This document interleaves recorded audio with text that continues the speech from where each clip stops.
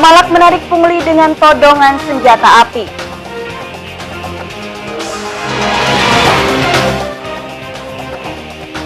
Pemalak bikin sarang pungli dekat Koramil Menggala Tulang Bawang.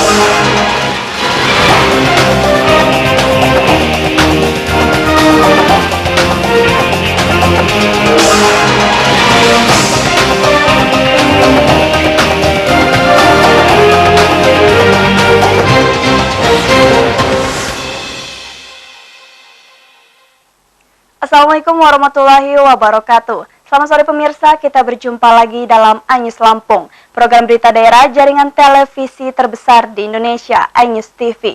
Sore ini kami akan menyajikan informasi menarik tentang berbagai peristiwa serta dinamika pembangunan di Lampung. Maraknya pungli jalan lintas timur Sumatera masih menjadi sajian utama hari ini. Pelaku makin berani dengan membuat sangrang pungli di dekat Koramil Menggala, Kabupaten Tulang Bawang. Pemirsa, bersama saya Enda Talo-Talo, inilah iNews Lampung selengkapnya.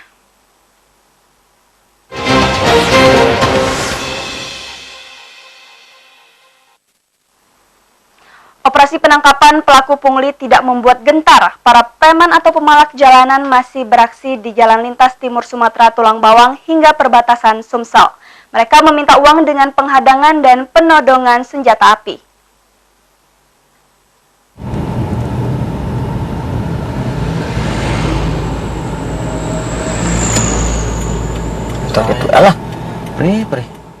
Polres Tulang Bawang dan Mesuji menyergap sejumlah sarang pungli jalan lintas timur Sumatera sejak pemerintah membentuk Satgas Sapu Bersih Pungutan Liar. Operasi penangkapan tidak menyurutkan nyali pelaku pungli. Preman atau pemalak jalanan kini makin berani menghadang truk di jalan lintas timur Sumatera Mesuji.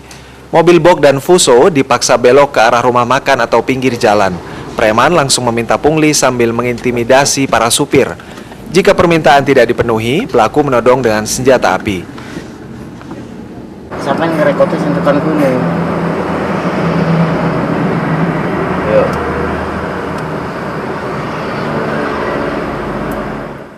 Kawanan preman lainnya membelokkan armada angkutan ke rumah makan 71 dan APPK Kampung Agung Batin, Kecamatan Simpang Pematang, Mesuji. Sopir dipaksa membayar pungli mulai dari Rp20.000 hingga Rp150.000. Satu atau dua truk enggan berhenti, namun dikejar dan bahkan dilempari batu.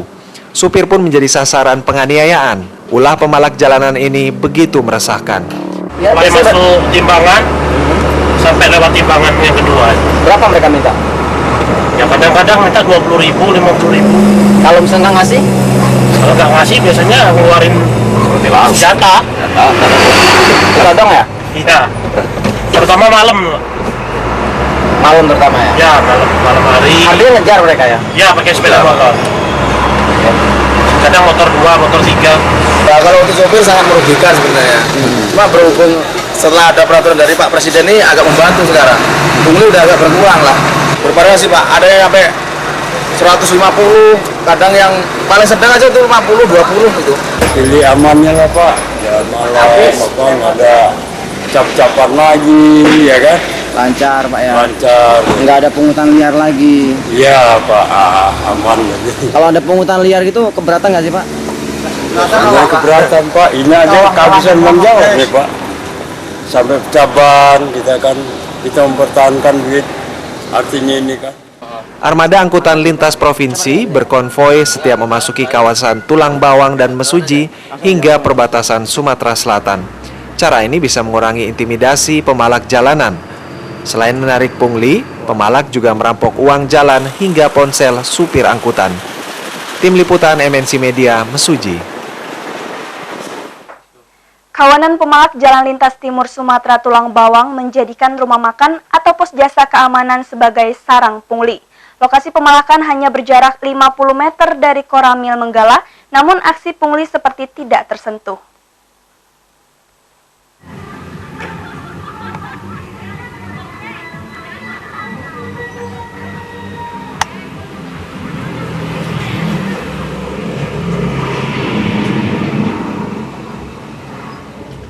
Kawanan preman atau pemalak menjadikan rumah makan Das sebagai sarang pungli.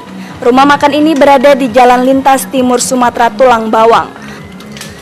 Lokasinya hanya berjarak 50 meter dari Koramil Menggala. Pemalak leluasa menerima setoran atau memaksa mobil memberi upeti baik siang maupun malam.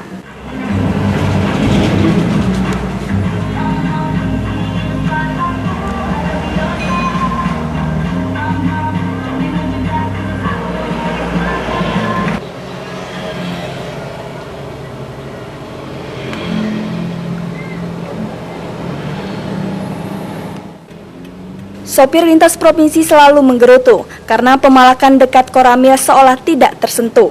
Sopir tak berani berbuat banyak karena pemalak jalan lintas timur sepanjang jalur Tulang Bawang hingga perbatasan Sumsel terkenal sadis.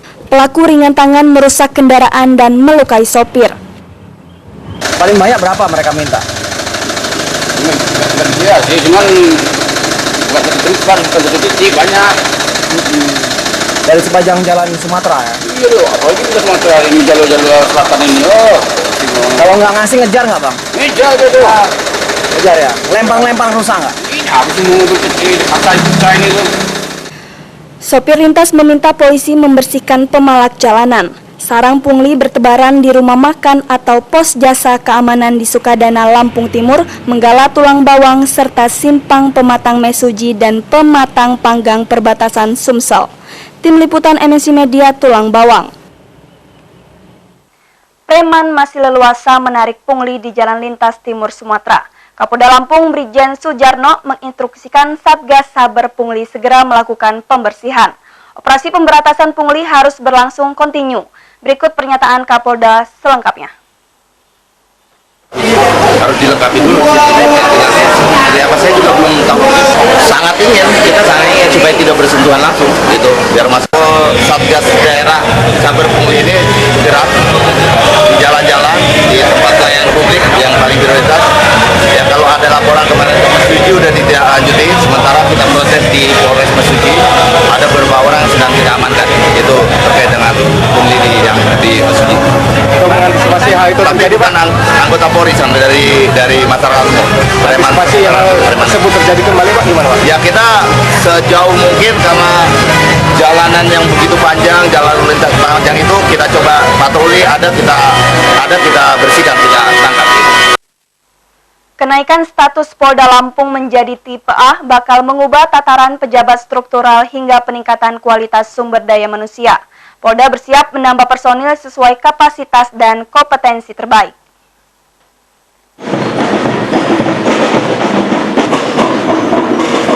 Kenaikan status Polda Lampung menjadi tipe A bakal mempengaruhi sistem pelayanan publik, sistem informasi, dan penanganan perkara, mulai tingkat penyidik sampai data kasus lebih terbuka. Tataran pejabat struktural Polda Lampung otomatis juga berubah.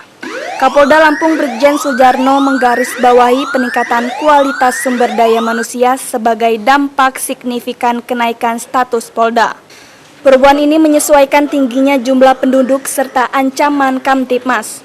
Polda Lampung bersiap menambah personil sesuai kapasitas dan kompetensi terbaik. Langkah ini dibarengi program Rembuk Pekon, yaitu melibatkan masyarakat dalam menjaga Kamtipmas.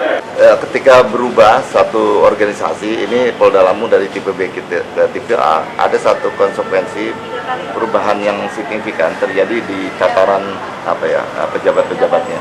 Mulai pejabat Kapolda, Wakapolda, kemudian nanti pejabat-pejabat kepala biro, direktur-direkturnya. Yang sebenarnya ketika peningkatan status itu dia akan bertambah dari sisi sumber daya manusianya, kemudian dari peralatannya itu harus tambah. Tapi memang dari kemampuan Polri kan tidak serta-merta bisa memenuhi semuanya. Jadi itu pasti akan sedikit demi sedikit. Tapi yang itu kita peningkatan kualitas sumber daya manusianya itu yang paling penting. Berubah status tapi kualitasnya kita akan coba tingkatkan. Kenaikan status tipe A Polda Lampung bersamaan dengan Polda Riau dan Polda Kepulauan Riau. Perubahan ini berdasarkan surat keputusan Kapolri Jenderal Tito Karnavian tanggal 25 Oktober 2016. Andres Afandi, MNC Media, Bandar Lampung. Pemirsa, setelah jeda pariwara berikut kami kembali dengan informasi lain, di antaranya warga di Sukarame menolak penyelesaian sengketa tanah dengan cara lelang. Tetaplah bersama kami.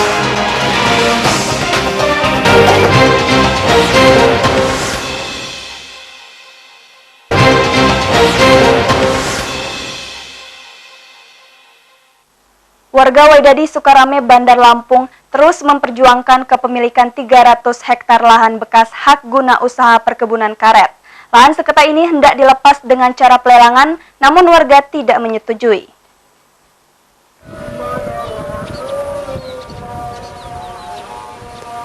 Lahan bekas hak guna usaha NVY Halim Sumatera Rubber Coffee Estate seluas 300 hektar menjadi sengketa warga Waidadi Sukarame dengan pemerintah Provinsi Lampung sejak tahun 1979. Pemerintah hendak melepaskan aset dengan cara lelang tanah. Rencana ini ditentang oleh kelompok masyarakat Sadar Tertib Pertanahan Pokmas Dartibna Waidadi. Warga mengklaim sebagai pemilik karena menjadi penghuni dan penggarap turun-temurun sejak tahun 1942. Ketua Pokmas Dartibna Kaidir Nasution mengungkapkan alasan penolakan lelang tanah. Berdasarkan Undang-Undang Agraria, tanah harus dikembalikan ke negara jika lama tidak dikelola.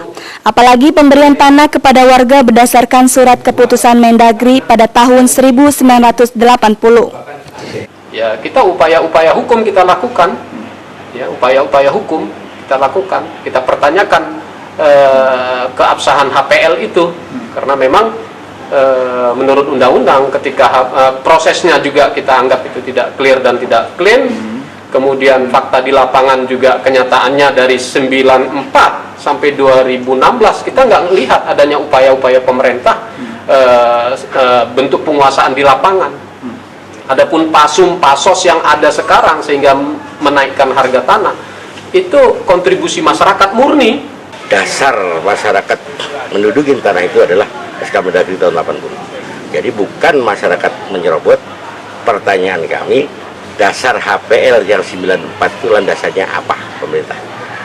Gelar dong terhadap masyarakat, ini loh HPL, dasarnya perolehannya dari sini keperuntukannya untuk ini. Nah, kenapa ini kami lakukan? Justru masyarakat juga sangat resah. Sengketa lahan bekas hak guna usaha melibatkan 5.000 kepala keluarga. Warga Waidadi mengirim surat ke Presiden Jokowi, DPR RI, serta Kementerian Agraria dan Tata Ruang. Warga ngotot menolak rencana lelang tanah. Andres Avandi, MNC Media, Bandar Lampung. Balai Karantina Pertanian Bakauheni kembali menggagalkan penyelundupan berbagai jenis satwa dilindungi. Satwa dikirim dari Sumatera Selatan tujuan Jakarta. Penyelundupan tetap marak meskipun sering terjadi razia.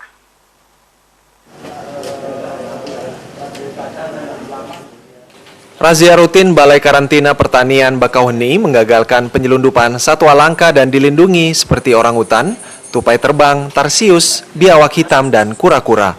Penyelundup mengirim puluhan satwa dari kawasan Kayu Agung, Sumatera Selatan, tujuan Grogol, Jakarta Barat. Satwa diangkut bis Giri Indah jurusan Palembang, Jakarta. Moen antu itu dilindungi.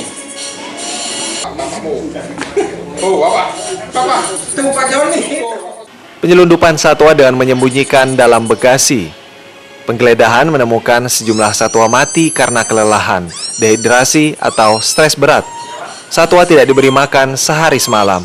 Kepala Balai Karantina Pertanian Bakauheni, Azhar, mengecam penyelundup serta pembeli satwa dilindungi. Demi uang dan kesenangan, mereka tega memperdagangkan satwa yang hampir punah. Karena ini satwa yang sudah mau punah, jadi sangat tidak ternilai lagi dan kalau di itu. Ini hanya penyelamatan kita. Nah, kalau untuk uang itu mungkin bisa berapa saja gitu. Nah, nggak bisa dinilai karena ini sudah dilindungi gitu. Oh, apa ada dugaan juga kalau ini akan dipelihara atau sebagai apa? Ya ini kan sudah hobi manusia yang aneh-aneh, yang dia nggak mau memperhitungkan lagi yang mana harus dilindungi atau tidak. Mereka itu hanya tolak ukur sama ekonomi. Pelabuhan Bakauheni merupakan kawasan paling rawan lalu lintas satwa ilegal. Balai Konservasi dan Sumber Daya Alam Lampung bersama Sumatera dan Jawa Barat bersama-sama mencegah penyelundupan satwa dilindungi. Dari kejadian yang sebelumnya kami juga sudah berkoordinasi dengan Balai KSDA Sumatera Selatan, juga kepada petugas di Balai KSDA Jawa Barat. Jadi memang Lampung, terutama di penyeberangan Bakauheni adalah daerah yang rawan sekali untuk peredaran ilegal tumbuhan dan satwa liar. Satwa selundupan diserahkan kepada BKSDA Lampung untuk dilepasliarkan kembali ke habitatnya. Penyelundupan satwa liar dilindungi melanggar Undang-Undang Nomor 5 Tahun 1990 tentang konservasi sumber daya alam hayati dan ekosistem. Pelaku terancam hukuman 5 tahun penjara serta denda Rp100 juta. Heri Fulistiawan, MNC Media, Lampung Selatan. Balai Karantina Pertanian Bakauheni juga mengamankan ratusan burung kicau asal Sumatera Selatan. Burung dikirim ke Jawa Tengah tanpa surat keterangan kesehatan hewan. Sopir bus mengaku dapat upah Rp1 juta.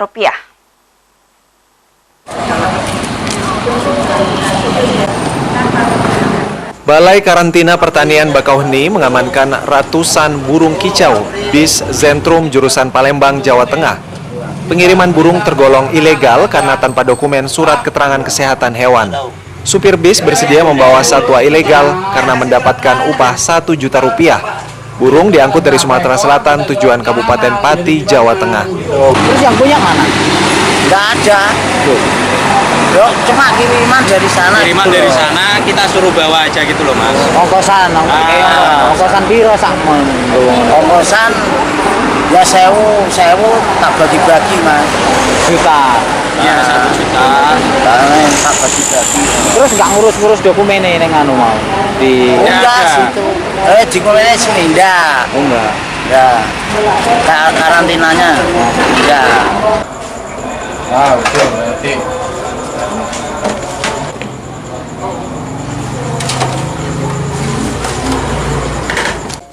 Balai Karantina Pertanian Bakauheni memperingatkan bis penumpang agar tidak mengangkut satwa.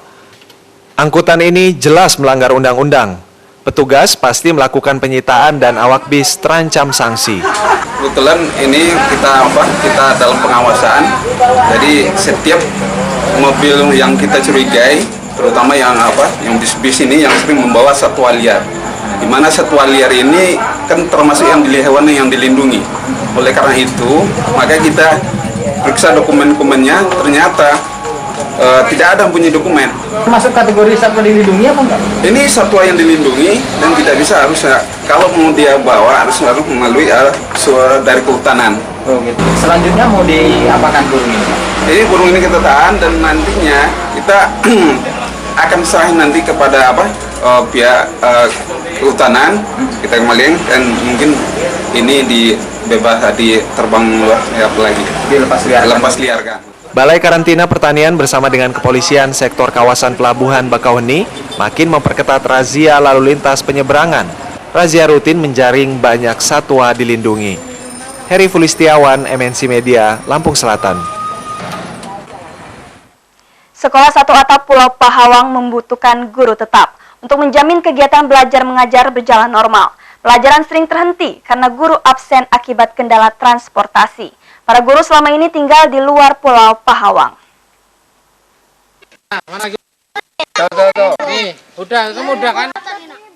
Anak-anak sekolah satu atap tingkat SD Pulau Pahawang sering bermain pada jam pelajaran.